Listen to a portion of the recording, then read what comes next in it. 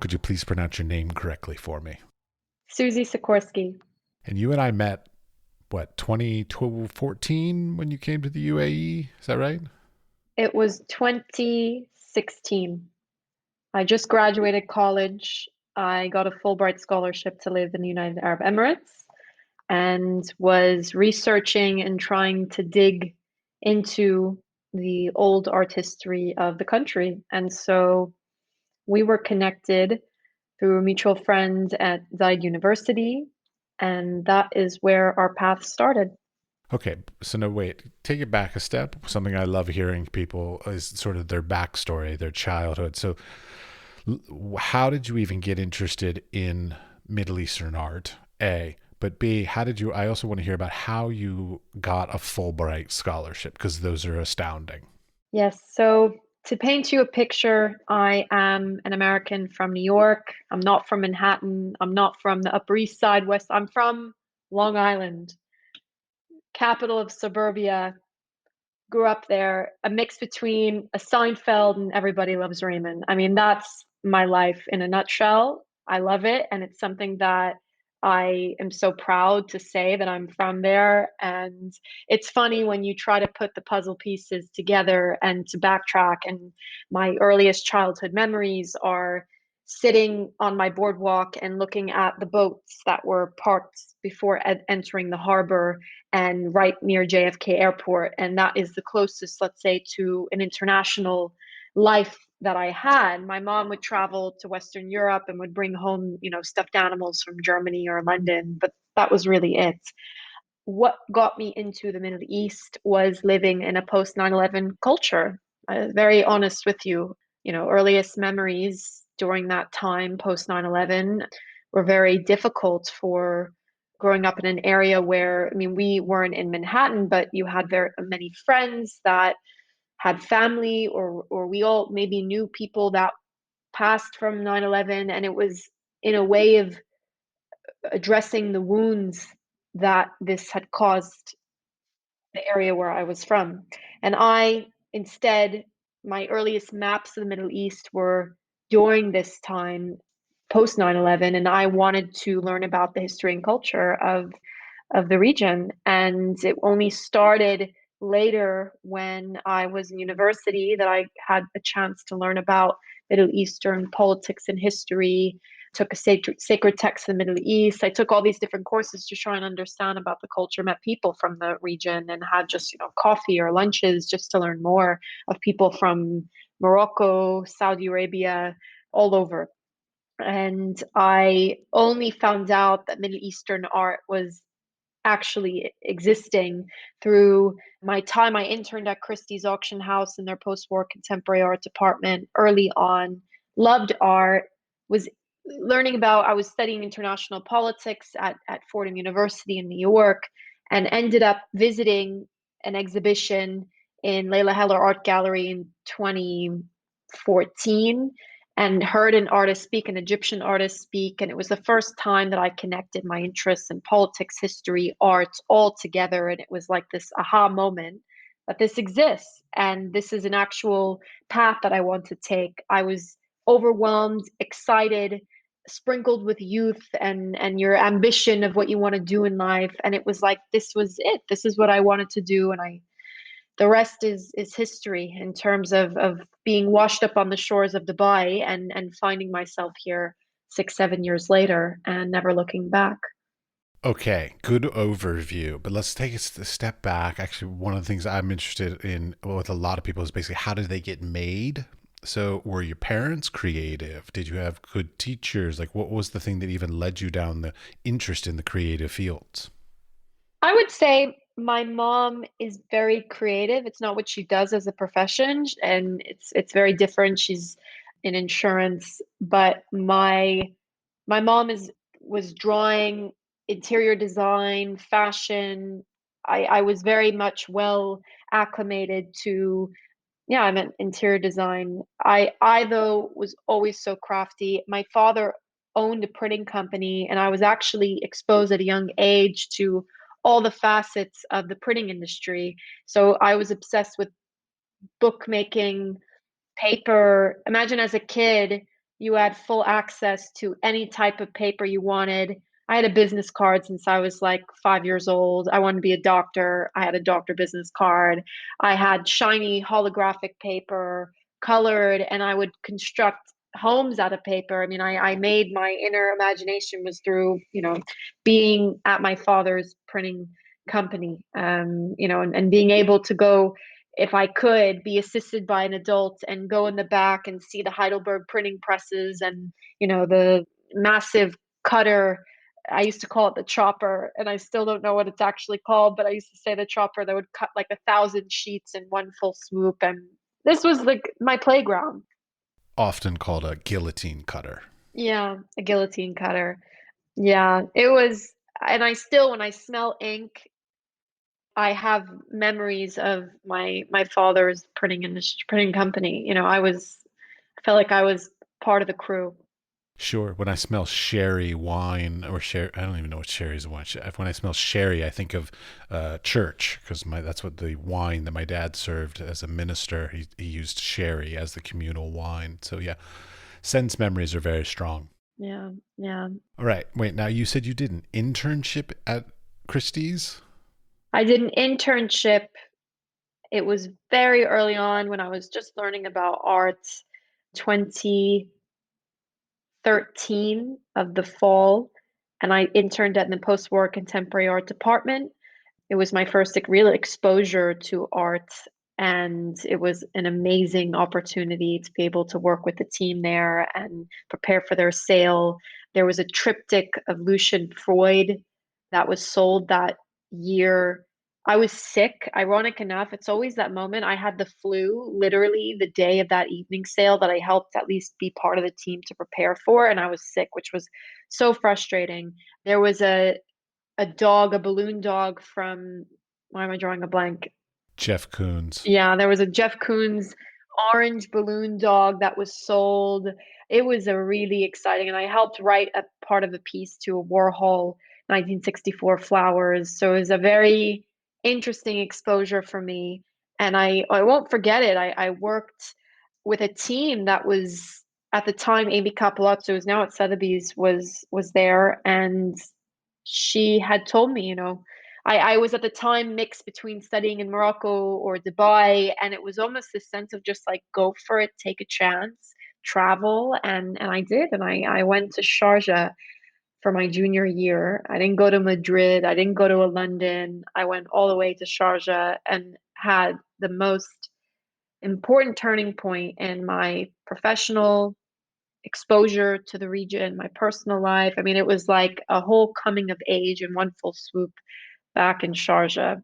So, I'm sorry, I'm giggling in the background because you're super young and yet you're talking about like turning point in my career. Like you don't, yeah, your career's less than 10 years, right? Like you don't really have like career. You haven't been understood. in decades kind of career, right? Completely Okay. understand. I know that I'm still just a neophyte in the massive art industry that there is. But I will say, being probably this New Yorker that I've been working since I was out of the womb, you're just like thrown in to the workforce right away. And I was a very ambitious student that had no idea I had no contacts here. I started from ground zero. I started and introduced myself, and I would work at these galleries, and every way that I could, I exhausted myself in learning about the scene through collaborating with galleries at art fairs and working with them to help sell pieces. I would be writing in regional art magazines like Harper's Bazaar, Art Arabia.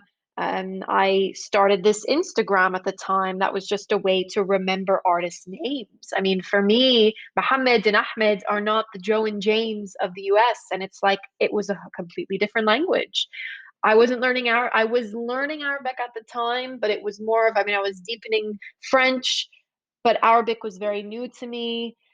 So I really started from the beginning, and being in Sharjah and studying abroad, even just as a junior in college, was extremely important because every trip that I did make, and I remember it, from my hands, these trips of introducing myself to the scene and to the artists, and then writing my thesis on UAE art history. It was like a waterfall effect of every single person I met helped me to get to where I am today.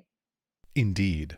Now, wait, okay, go back a step because Fulbrights. I want to get a little bit on that because I've had a couple guests that have gotten Fulbrights. I was aware of Fulbrights when I was in high school, but nobody really said, yes, you could apply for that. Like, so like I just knew they existed, but I didn't really understand what they were. So like, from what I understand, it's basically you apply, anybody that can apply, and then they just like fund you to go and do research on whatever it is that you have a fascination with for 1 year or something to that effect. Is that about right? Yes. So there's an English teaching assistant Fulbright. There's also the independent research Fulbright. And so I did the latter. I remember the pre-departure orientation when we were all together with all the Fulbrighters. We obviously were sectioned within the region. Middle East was one, but you had people from all over the world, and many, many people were English teaching assistants. So they would travel to these places a lot. Where you were either we were Fulbright students who basically just came out of undergrad, and then you had Fulbright scholars that were, let's say, applying this to their doctorate and were, more well, older, more experienced, whatever it was. So we had the mix, but I obviously gravitated towards those that had their own independent research. And I started this idea right after I got back my junior year. I was in Sharjah and then Paris, and I started to be connected to many of the different artists in the UAE. I naturally have this passion for interviewing artists, for being around them in their studio, learning about what makes them tick, and I could speak to them for hours about not only their current practice, but even about just the regional art history. And so I realized this is an interesting topic that I wanted to explore. There was an opportunity to apply for the Fulbright early senior year, and it turned into the application for the Fulbright evolved into my thesis on UAE art history. I was able to do a few field trips to the UAE to help put the pieces together of interviewing these artists. So that was how my senior year looked, and it was around the same time of finding out I got the Fulbright was when I was graduating. It was very last minute. Everything was on edge, and I ended up getting the Fulbright the same month that I graduated undergrad, and that was an exciting chapter, a new door opening for me.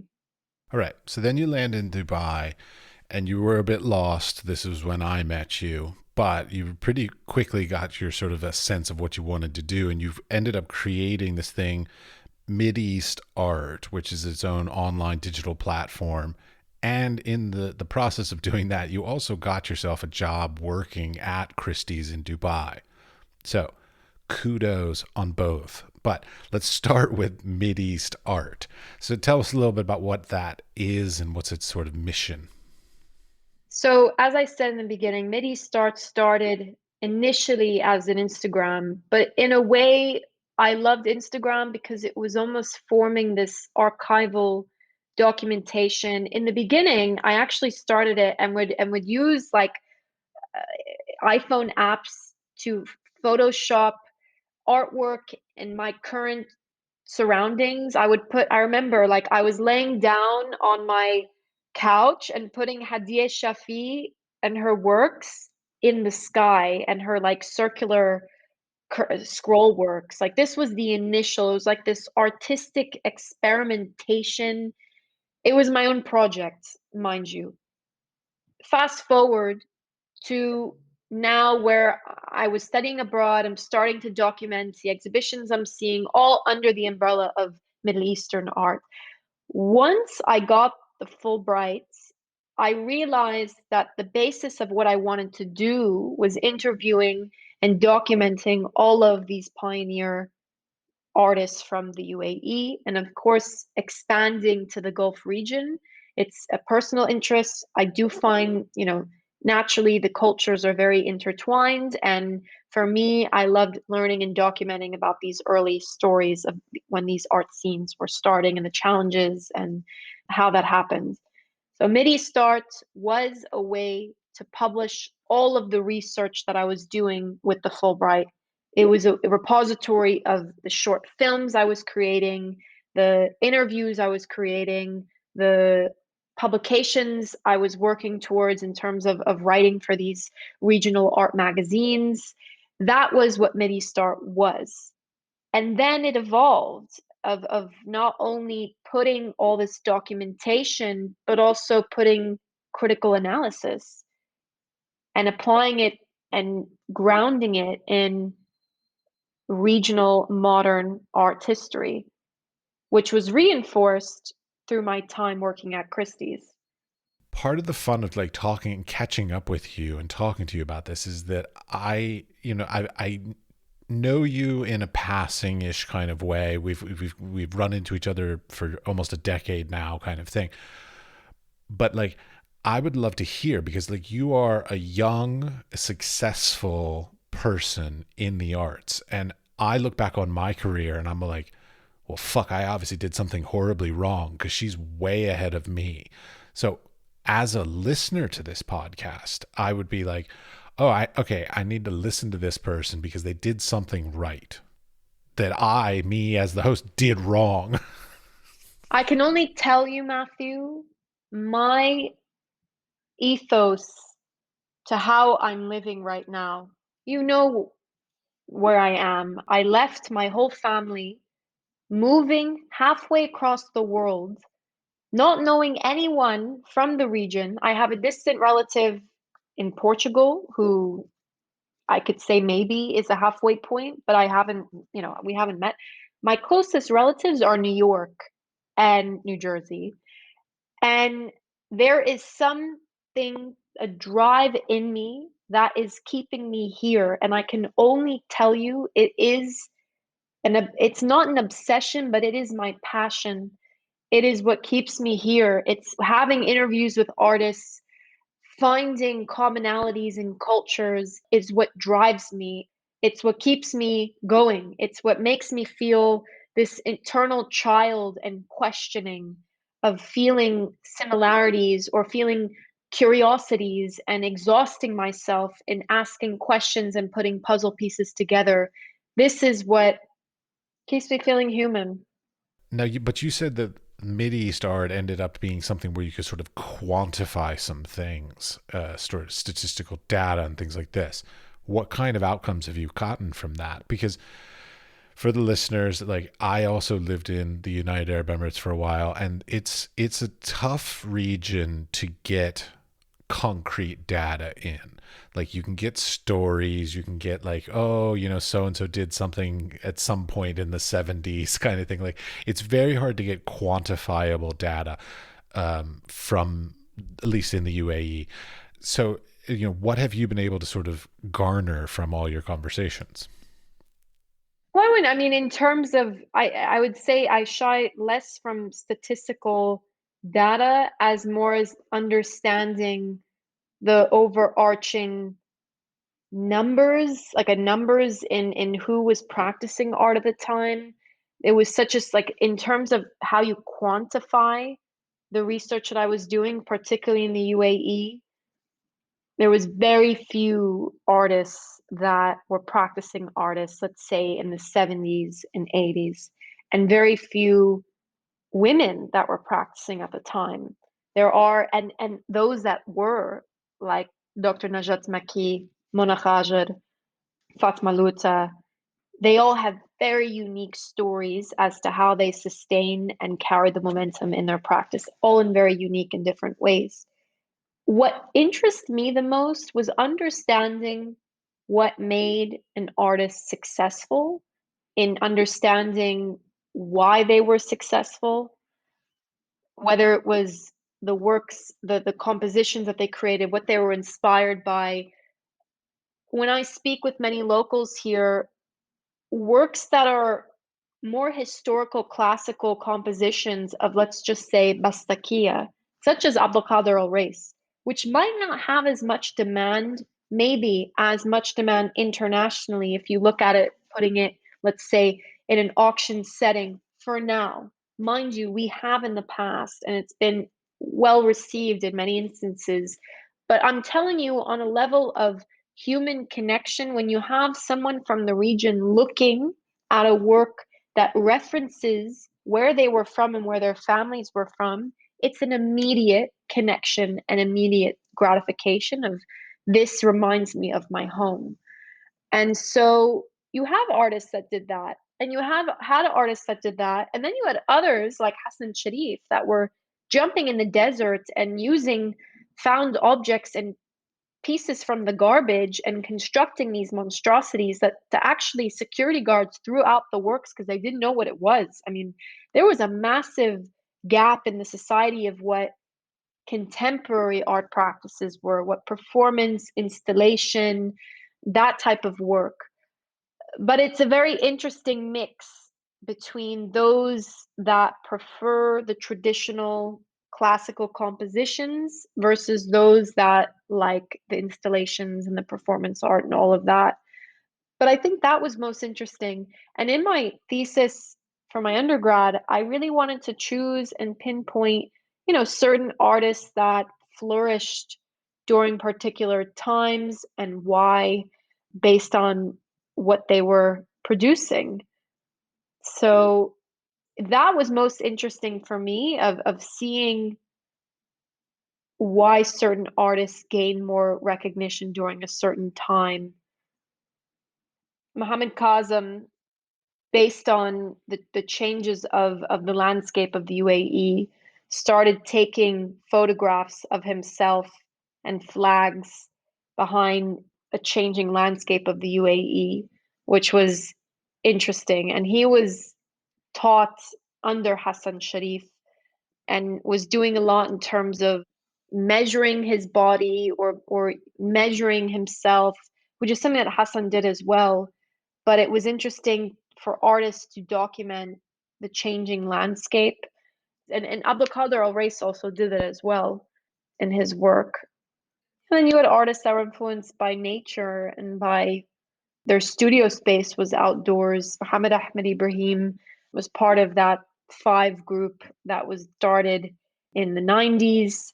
And you see many artists, such as Hassan, that used found objects and would create these almost creature-like beings and be out in the mountains and using the material of the land, and their studio space was more outdoors.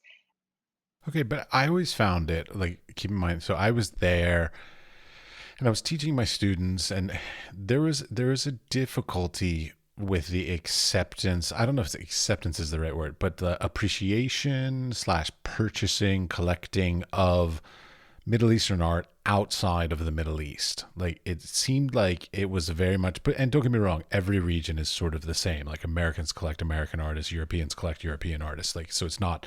I'm not sort of picking on them, but there seems to be like a push to try to make them more international, or at least internationally recognized or collected in the past, I'd say like 10 years or so. So like, is that working? Is it being achieved in the market? Well, you have the primary market, which are the galleries, which you start seeing now more recently artists from the region being represented. And this has been something since, the last 10 years of galleries or more of galleries representing artists and participating in international fairs or having satellite space abroad other than Dubai, whether it was in Beirut or in, I don't know, in London, New York. And many of these artists gained exposure through that, which was important. And then you had, as I said, the fairs before pandemic times, which were extremely, extremely important in helping make these artists be better known internationally. Christie's and the auction houses, so we started 2006, were really important in highlighting and cultivating a regional and then ultimately being an international house, a global market for these artists. It was really some of the first time that artists were being given a platform and recognition within a larger market sphere. We had our separate category of Middle Eastern art, but it was at the time.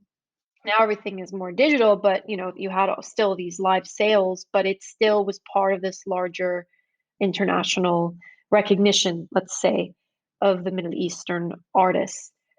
And it's definitely an important aspect when you are an artist, not only to consider local, regional, but ultimately international exposure. So I think now, given online and the digital enhancements that it has, the accessibility of finding an artist in Yemen, for instance, is actually easier if you are able to have the right platform to do it. For instance, as this, let's say, through Mideastar, I've now been receiving a lot of artists from areas that I would have never been exposed to before. I've had an artist in Baghdad, in Al Ain, actually, that because of the online and what I've been able to do and build this platform, it's been able to attract artists and creatives that I would have never necessarily have met. But I do, to get back to your point of building a market for an artist and building a platform is really essential. I think the traditional gallery model is changing, where you have artists that can showcase their works in their own Instagram and be able to attract interest in their works or potential sales just through that. Some That's a Yeah, very hard slog to like be your own brand ambassador and run your own social media profiles. of It's course. it's yeah, it's an industry in and of itself, quite honestly, as far as I'm concerned. Okay, now to the thing that really fascinates me, Christie's. I have known of auction houses probably since I was like 10 years old because I used to see them and hear about them. My parents used to get the catalogs, all this kind of stuff. How does it work? I have no idea. I don't think I've ever even had a conversation with somebody that works at an auction house. So please, like, start me from stupidity, the basics. How does it work? Okay, so as an auction house, we have normal in traditional times the live auction. It's where everyone wants to be. You mentioned catalogs. Everyone remembers the catalog days of when you have it in the mail and you look through and you flip through. And essentially, as a specialist, I am part of a greater team that works on helping to source works for the sales, as well as ultimately selling during the sale. And Okay, so, stop. Wait, stop. That part right there. Source work. Now, because I've heard stories, and this is why I like really have a fascination with it. Obviously, collectors who own prominent pieces and stuff are the ones that you want because they're going to bring in the most amount of money, and of course in the end this is all about money. So that's one aspect, but I've heard stories about living artists also participating in secondary the sales and things like this. Like, is it only collectors or collections that are sort of your sources, or do you source directly from living artists? I mean, listen, in the past, and we've heard these examples with Damien Hirst and all of these artists that have actually done it. We don't traditionally do that. Normally, we work with collectors or galleries, or it's essentially through the secondary or potentially primary market that we do, but it's never really driven through artists. So then how do you choose? So let's say you get a selection of a hundred different pieces that could be put into your auction. How do you say, okay, these are worthy of being in the auction and these are not worthy of being in auction? Well, like anything, there's trends and there's certain areas or regions that people are looking at right now. Right now, what is something people are looking into is the global south. I mean, it's across the board. You see it Art Dubai that I'd highlighted. There's a lot looking into North Africa, Morocco, Tunisia, these areas. So, it's the auctions is part of a wider ecosystem of the art scene that is fueled and reinforced both by commercial and non-commercial activities. If there's an institutional show of an artist like Fahal Nisa Zaid at the Tate Modern, it will be a very important speaking point and aspect as to why people would want to collect works from this artist, because it helps ground them within a wider internationally recognized institution, which will essentially give value, both intrinsic and extrinsic, to the work of why people would want to buy it. Ultimately, if you're buying a work at an auction house, of course you like it, you want to love the work, but it's also a tend of it's an asset. You want to invest in this to see that ultimately it will be in the long term appreciate in value, not all the time. I mean, essentially, we are still a very young, niche, emerging market that needs a lot of time.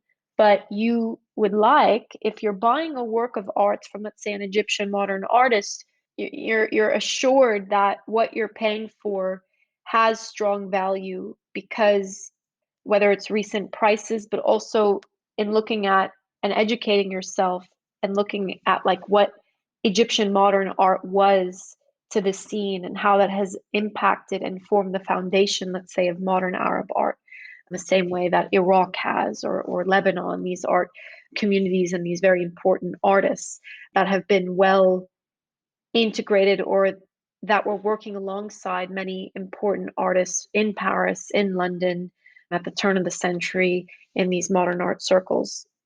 So your role, which by the way, tell me your exact position title these days. I'm an associate specialist in Christies in Dubai in their Middle Eastern modern contemporary art department. We work alongside the post-war and contemporary art team. And just recently, we've merged the categories of 2021 Impressionist, modern, post-war contemporary art, which actually was a language we were speaking well beforehand, because our Middle Eastern team encompasses modern, which could be early 20th century up until today. So we speak both languages. I can understand Impressionist modern specialists as well as post-war contemporary. We're well integrated within the teams that are obviously internationally speaking, in terms of working to source works, not only helping in the Middle Eastern category, but assisting other categories for works in their sales, given that, Dubai is a hub in terms of clients who might have works from different categories that they're interested in speaking with other specialists. So I could also be not only working with the Middle Eastern team, but almost as a conduit between these other departments. Wow, so many things brought up in there. All right.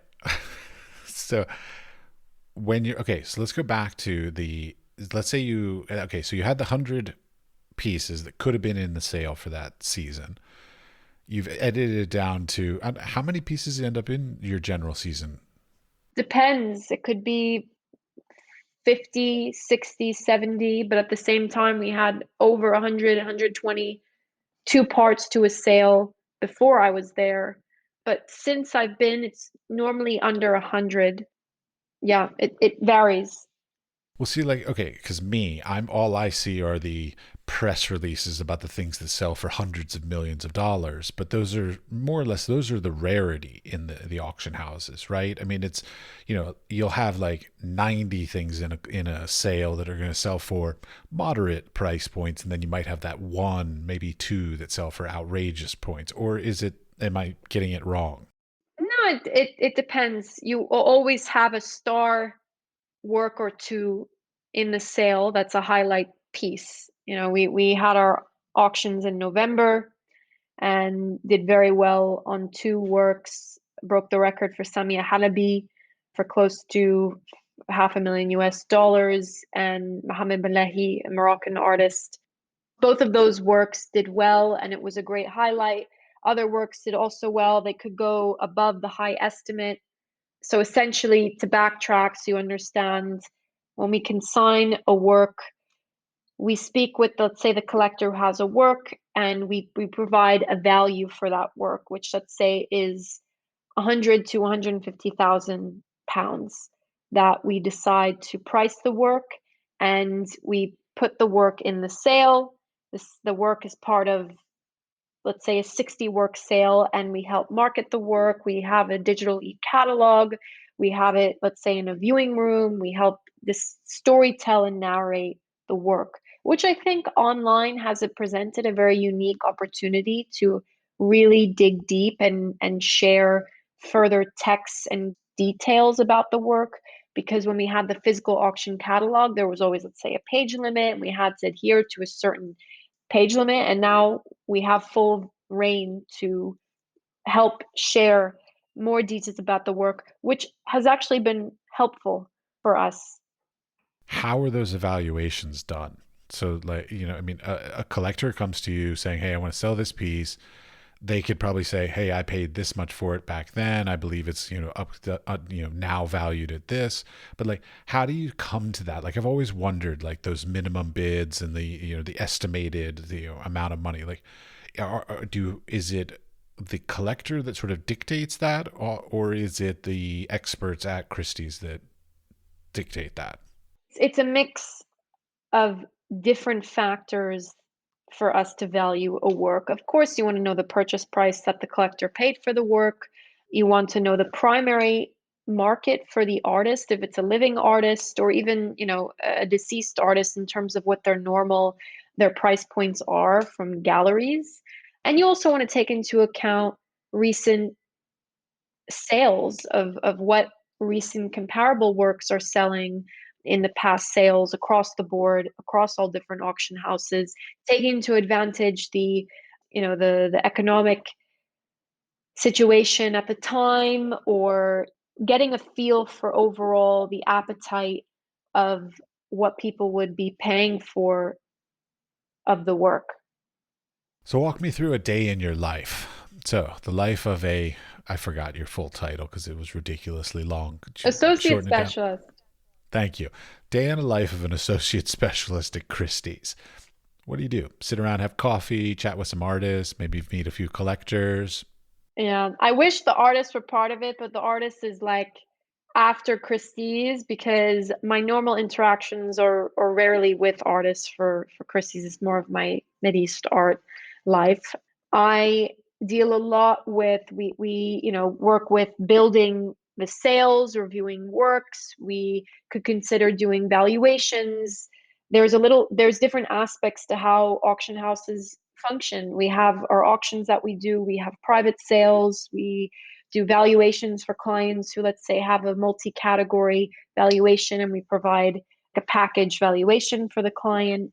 So the normal day in the life is never the same. It's constantly running on international time zones.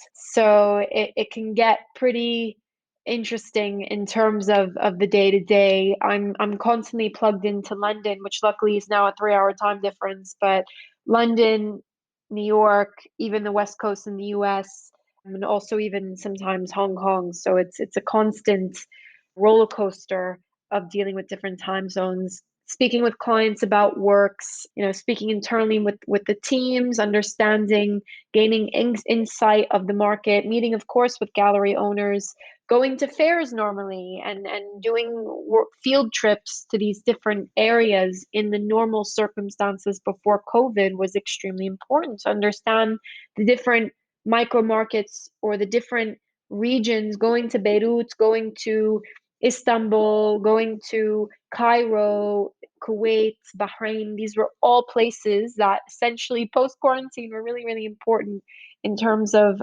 gaining insight into what's happening, that are in these different countries. There's no set schedule to my days. It's very much in terms of, if I have to, first of all, I run on international clock, because speaking with clients and colleagues that are all over the world, this is my life. It's a roller coaster of dialogue that's, from London to Paris, Hong Kong, New York, Los Angeles, and in all in between. I do a lot of time of, obviously a very important part is preparing for upcoming auctions, working on, different projects that we're doing with the teams, working on, let's say, valuations or private sales. It's non-exhaustive in terms of what I'm sharing to you. There's so many different projects that we're doing, but of course with auctions, we always have that set goal of when the auctions will be. Right now, our upcoming sale will be in October, so we're planning on building for the October sale right now, and of course with other different related projects. So that's a normal day in the life. There is a lot of different overlapping, busy angles at all angles. Okay, but wait. So you said your last sale was in November, and you're saying you're working towards the October. So one sale for you could take up to a year to prepare for, or longer. Well, we had initially, when I started, had two sales per year. And now we've changed in terms of changing our strategy and what we're doing, and having right now one sale per year with different projects that we're going to be working on. I'm going to ask a stupid question based on the idea that I'm Joe Schmo in the general public, and I see, like, let's say the Salvador Mundi, whatever, selling. And then there's always this thing of like, oh, it sold for this much. And there's this auction fee, this nature of this auction fee. Now, I want to start with, I understand where that comes from. I get it. So like, I am no way questioning it.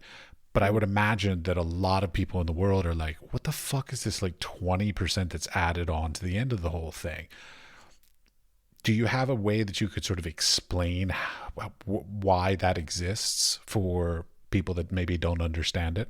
Well, I mean, in a way, people come to Christie's because we have accessibility to clients that they might not have the ability to sell the work to. We're a marketplace at the end of the day. So people entrust their works with us in the assurance that we will market it to the right targeted people. We will present it in a very beautiful way. We have our e-catalogs and normally our physical catalogs. We promote and discuss the works. We help give it value so that it's like this reinforcing idea of collectors and all people involved in this. It's like a communal effort to help build the market, especially of a very emerging market, to build and grow a platform for the market.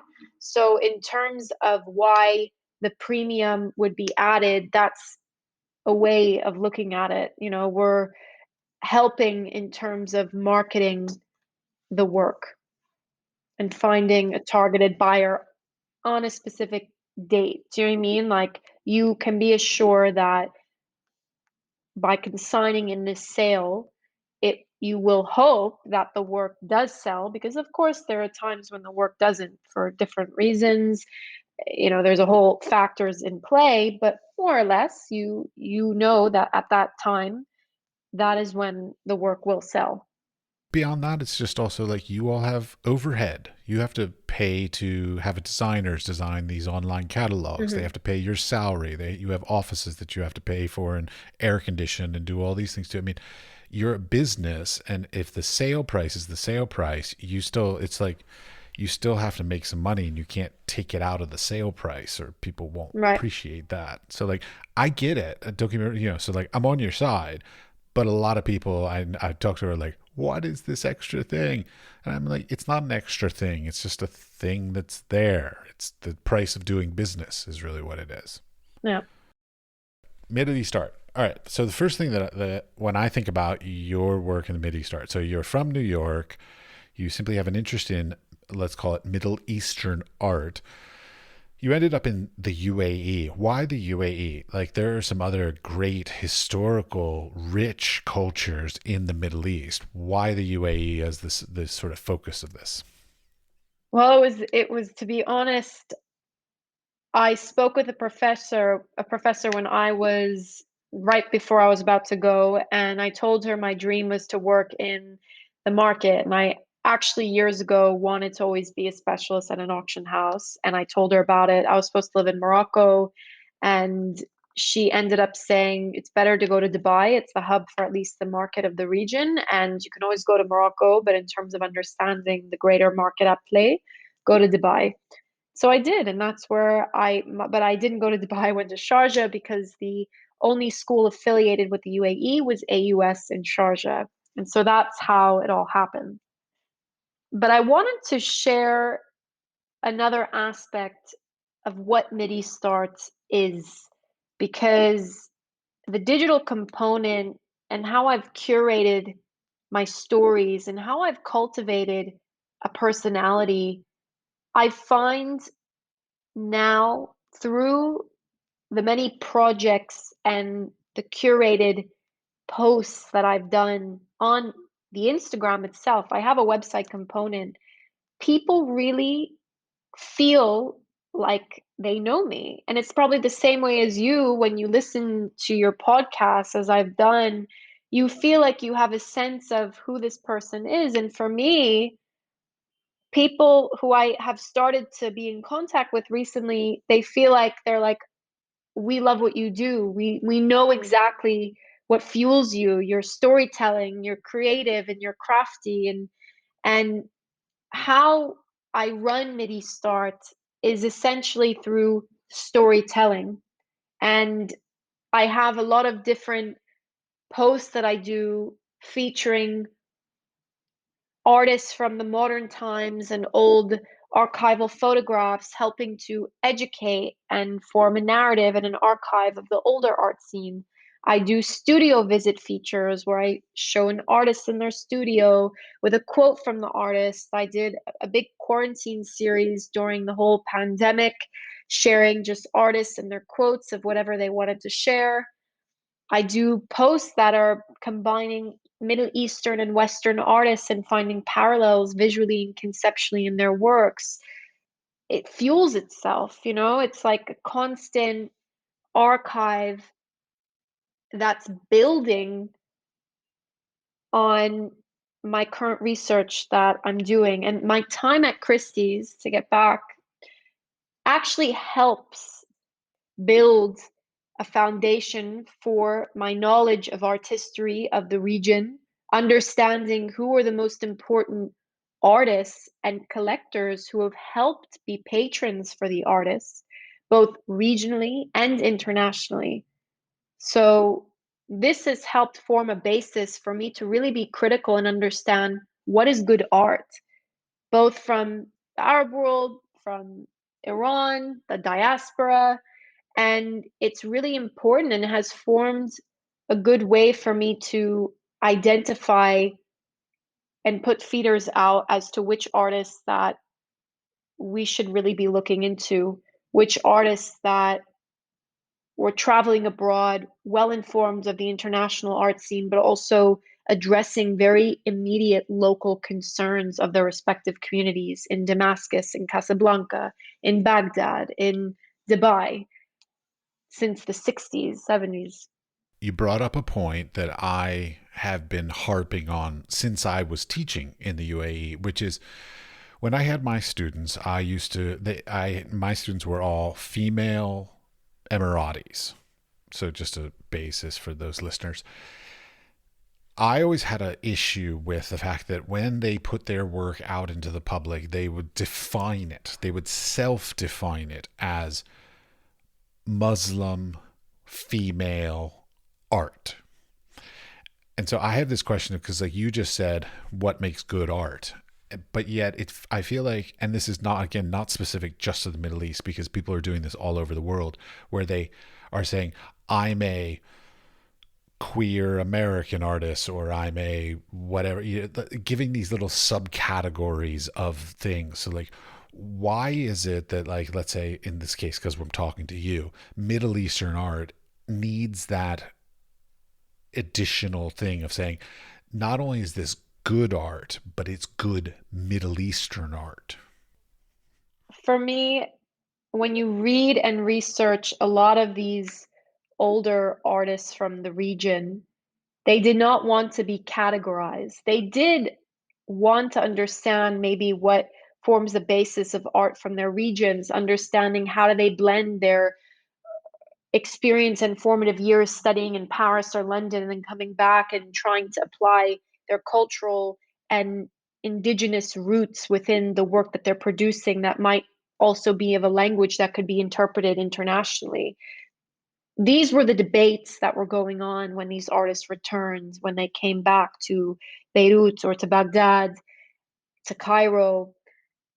And it's interesting because, I mean, many of these artists' writings that I'm reading were very open minded and did not want to be boxed and put in a box of, I want to be labeled this way.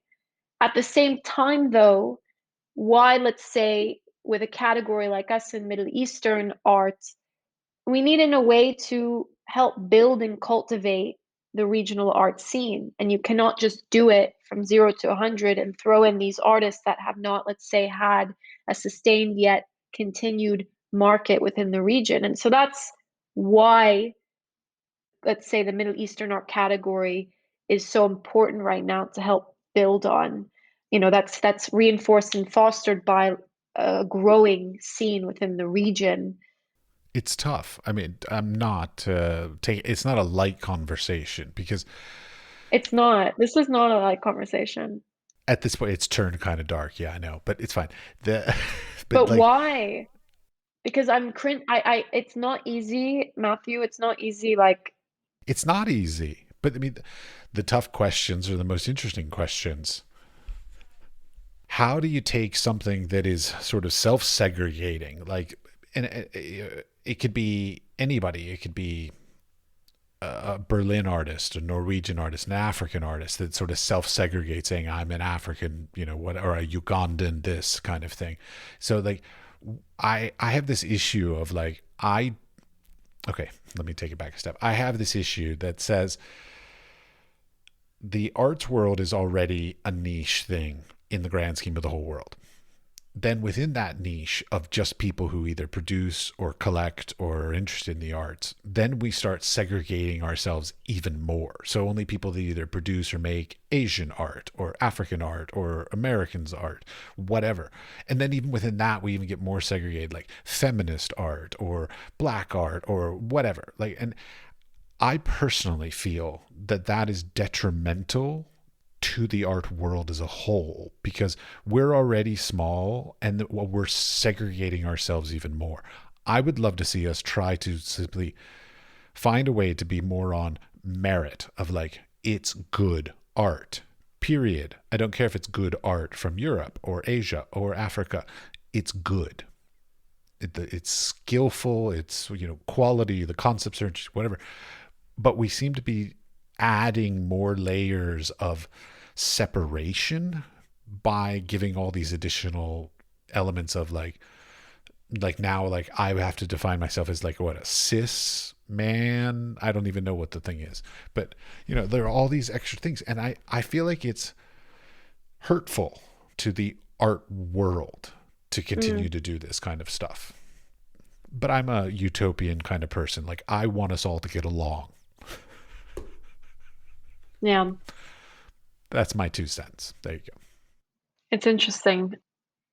But I find my posts of combining Middle Eastern and Western has really been exciting for viewers, but also me, because it's allowing me to find the commonalities in the aesthetics. Maybe they studied at the same school, or they're inspired by the same artist. They're speaking the same language, and I would literally put in these posts, and as I do, de Kooning meet Yektai. I would always start with the Western artists. I always do, because in a way of saying like, you should meet him, not Yektai should meet him. I want to ground it in a way of saying this is a Middle Eastern artist that you should look at, de Kooning. I do a lot with music. At the end of the day, as I said earlier, I'm an American and I cannot negate my American culture. And if I'm listening to a song with Bob Dylan or Crosby, Stills, and Nash, it will always remind me of the fact that I am from New York. And when I'm looking at a work, for instance, I posted a picture of an Egyptian artist, Haben Nada, And I thought of Michael Jackson right away. I'm not going to try and force myself to think of something else because when I look at it, I'm thinking of dancing and grooving to beats of Michael Jackson and playing disco in my apartment and feeling like I'm a kid again on the beach with my family. There's a deeper feeling and sensation to these posts that I'm doing, particularly the Eastern and Western, because for the first time, I feel like I'm part of the conversation because it could be really difficult not coming from the region, being an outsider on the periphery, and how it's been 5 years I'm living here now almost. How do I feel relevant? How do I feel related and part of this when I am not from the region? So to get back to it, it's normally a very emotional feeling to post these, which sounds crazy. I mean, you post something and it's like a very meditative process where I post it, and I listen to the song afterwards that I played, and it gets me really emotional. It gets me really in a different headset where it's for the first time combining both worlds. And people comment on the song, they love it, and normally, and ironic enough, many of the songs that I choose were produced right around the same time that the artwork was produced. Could be in the 60s, 70s, 80s. So that's a recent avenue or direction that I started to look into. And as I said earlier, even with Midi Start, it's doing a lot of critical analysis and review of modern art from the region. And so I did this whole quarantine series and I did this whole write up on NGF Latoun, who was actually in jail in the 50s in Egypt. And I felt like I was in my own prison cell during the quarantine. And I talked about Hassan Sharif and his performance works. And I felt like I was doing this conceptual Fluxus inspired performance in my old apartment, looking at all of the floorboards, and I felt like I was measuring myself. And so what attracts me now more than ever is feeling a part of the conversation, feeling like what my sensation and what I sense matters.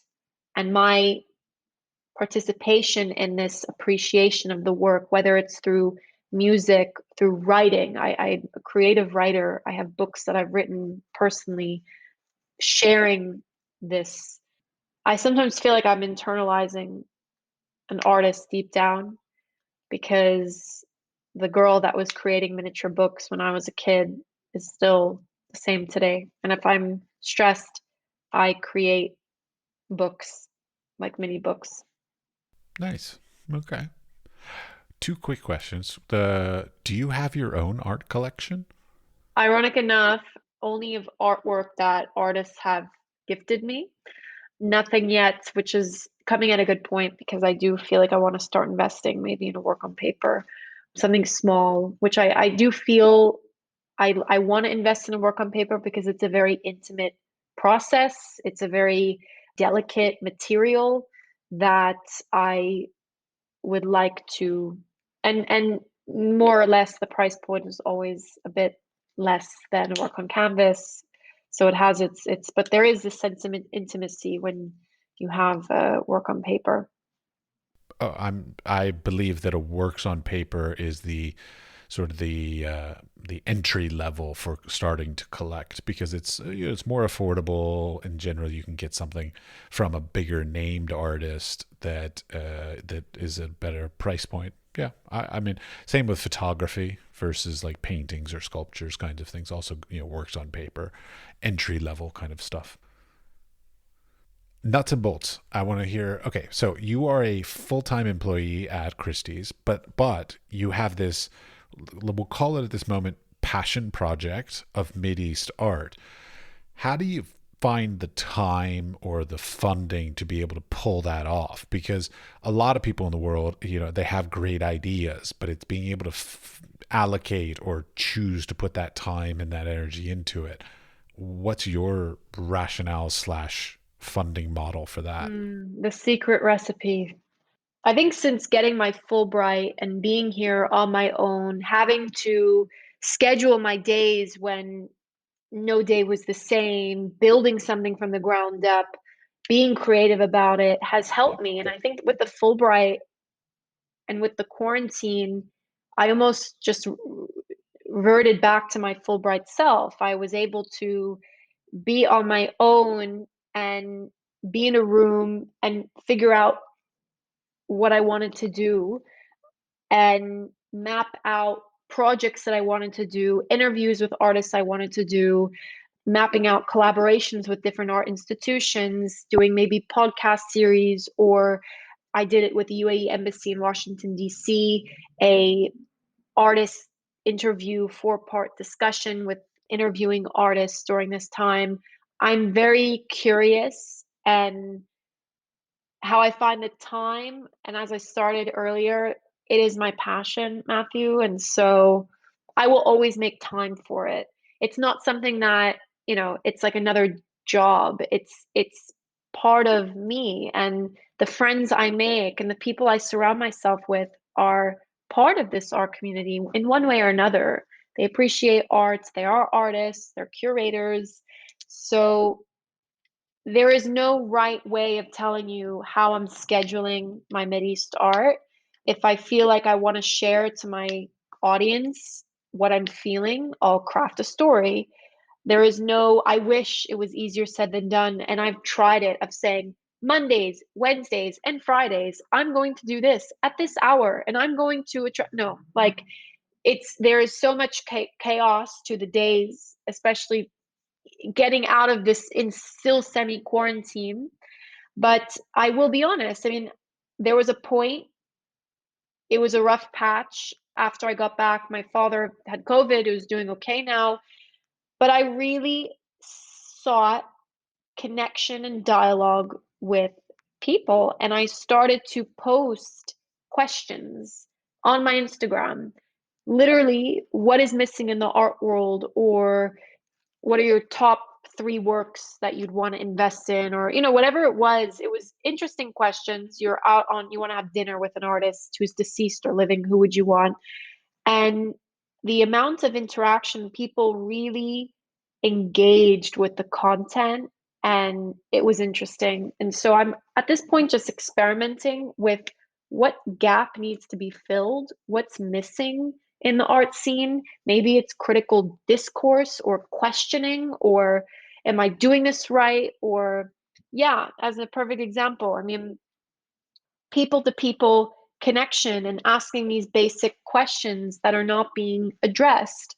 And so I want to help form a community of people, both from the region and internationally, that are also asking the same questions. All right. So, what are the future plans? I want to build further in MIDI start.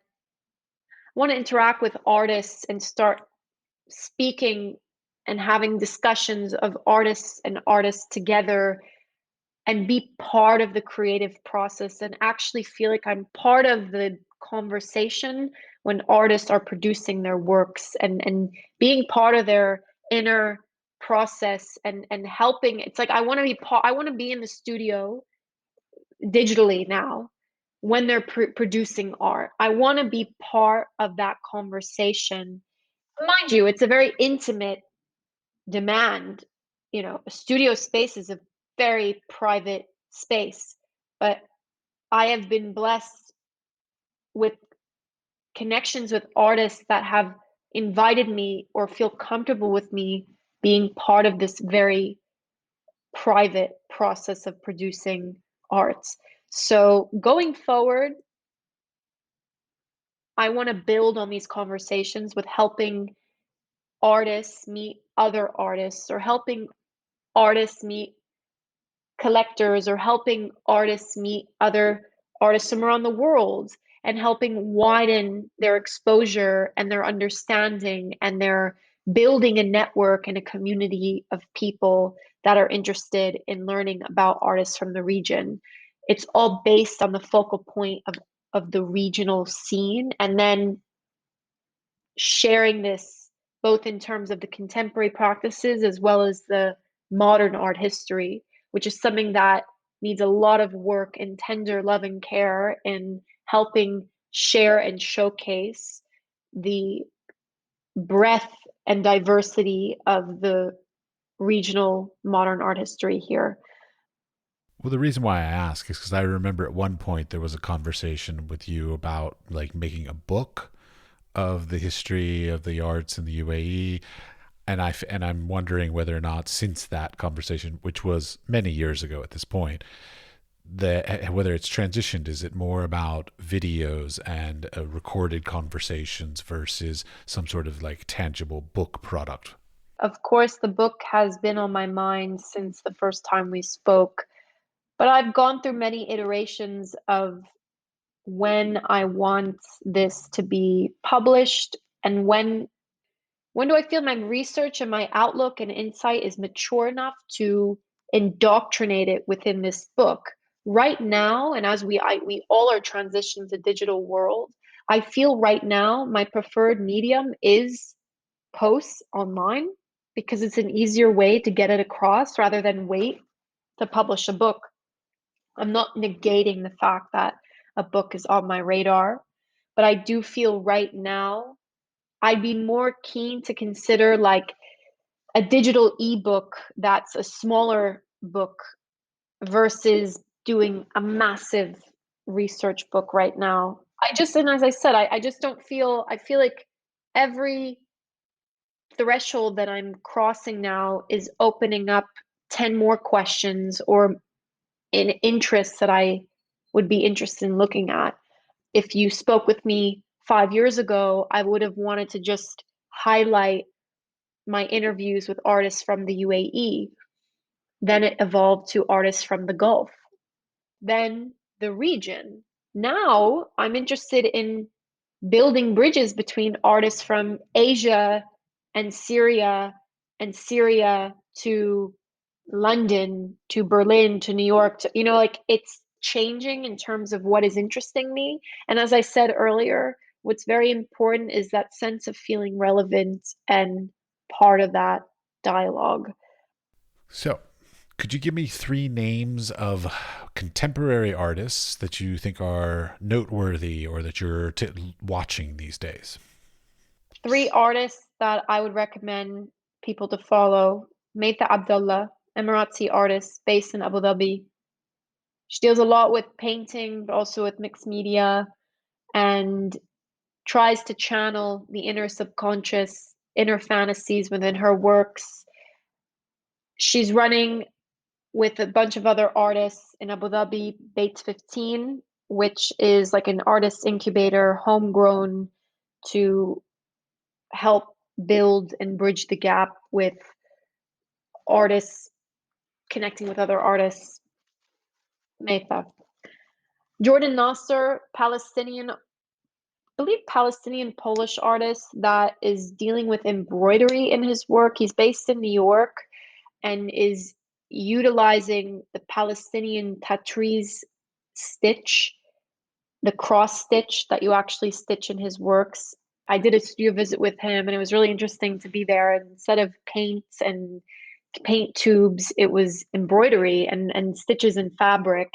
And he actually helped fund a lot of Palestinian women in Palestine and helping to produce these beautiful stitches and fabric in his work. So they're beautiful pieces, and there is, sometimes he explores, they almost remind me of Atel Adnan, the Lebanese artist, and the horizon and landscape works that she does, who's a very important modern Lebanese artist. Samia Halabi, of course, she's one of the modern Palestinian artists who is one of the most important in abstract painting, and she's based in New York. I've done a lot of studio visits with her, so she's an important one to take a look at. Marvelous. Last question I ask everybody, some advice for the next generation. I guess for artists, career advice, keep practicing every single day. Like an artist that designates time for art making sparingly throughout the week, from my conversations and from my learning about those, it's an impulsive part of you being an artist. And so in every way, I just had a conversation with artists just before this. They scribble thoughts on receipts. They're thinking about work and their dreams and their daydreaming, and it's part of their life. It's like a job, you know? And so treat it seriously as if it were your job. So practice every day, question your work, and seek critique from other people. Don't box yourself in. There is a fine line between boxing yourself in and then showing others and then being, of course, influenced by others. But there is also a very important part of having critical analysis of works from people who, let's say, are well informed and who could look at your work and say a constructively critical comment that will help you think differently about your work. So don't box yourself in. Marvelous. Thank you very much. Thank you. Working in the arts world is a marathon more than a sprint. And oftentimes, a lot of things that seem like they're not so important actually are incredibly important later. And that's what I'm here to ask you for. We've learned that star ratings and reviews on the podcast platform through which you're listening are very powerful and influential as to getting us more listeners and more listenership. So I would greatly appreciate it if you would take a second, give us a star rating, give us a comment. It could be something nice. It could be something critical. That's fine. We're good with critical feedback. You hate my stories. I get it. That's fine. Some of them are really bad. But by doing that, what you do is you end up making it so that we will have more listeners. We have more listeners, then we get more guests. We get more guests, you learn more information and knowledge. So this will benefit you directly if you would just take a second and give us a star rating or a review. And we would greatly appreciate it because it will help all of this entire ecosystem. So thank you very much. This podcast is supported in part by an EEA grant from Iceland, Liechtenstein, and Norway in an effort to work together for a green, competitive, and inclusive Europe. We would also like to thank our partners Hunt Kastner in Prague, Czech Republic, and Kunstsentrene i Norge in Norway. Links to EEA grants and our partner organizations are available in the show notes or on our website, wisefoolpod.com.